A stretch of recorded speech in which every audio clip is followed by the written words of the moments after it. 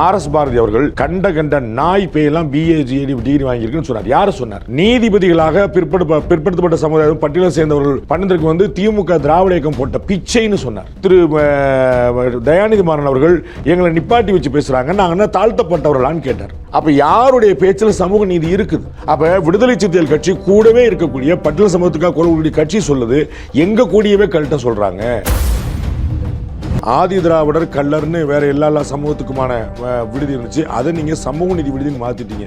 அதை மாற்றக்கூடாதுன்னு அண்ணன் டிடிவி தினம் அவர்கள் கேட்கிறாரு. பேரை மாத்தினீங்களே, நிலைமை மாறிச்சான்னு கேட்குறேன். புரியுங்களா? நான் சமூக நீதி அரசுன்னு சொல்லிட்டீங்க. சமூக நீதிங்கிற வார்த்தை இன்னைக்கு நீங்க பயன்படுத்தல, வந்திருக்கக்கூடிய விஜயில இருந்து எல்லாருமே பயன்படுத்திருக்காங்க. சமூக நீதி சோசியல் ஜஸ்டிஸ் இருந்துச்சான்னு கேட்கிறேன். ஆர்.எஸ். பாரதி அவர்கள் கண்ட நாய் பேயெல்லாம் பிஏஜிடி டிகிரி வாங்கியிருக்குன்னு சொன்னார். யாரு சொன்னார்?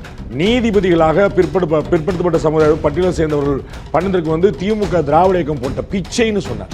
திரு தயாநிதி மாறன் அவர்கள் எங்களை நிப்பாட்டி வச்சு பேசுறாங்க, நாங்க என்ன தாழ்த்தப்பட்டவர்களான்னு கேட்டார். அப்ப யாருடைய பேச்சில் சமூக நீதி இருக்குது? திரு பொன்முடி அவர்கள் பெண்களை பத்தி என்னென்னலாம் பேசினார்? சமூக நீதியில் பெண்கள் கிடையாதா? அப்ப நீங்க என்னெல்லாம் பேசுனீங்க, என்னெல்லாம் செஞ்சீங்க? சரி, அதெல்லாம் விடுங்க, தனிநபர்களுடைய பிரச்சனை. ஆராசா ஒன்று பேசுறாரு, தயாநிதி மாறன் ஒன்று பேசுறாரு, ஆர்.எஸ். பாரதி ஒன்று பேசுறாரு, தனிநபர் பிரச்சனை.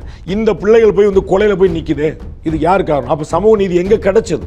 அப்ப விடுதலை சிறுத்தைகள் கட்சி கூடவே இருக்கக்கூடிய பட்டியல் சமூகத்துக்காக குரல் கட்சி சொல்லுது, எங்க கூடியவே கழட்ட சொல்றாங்க. ரைட்?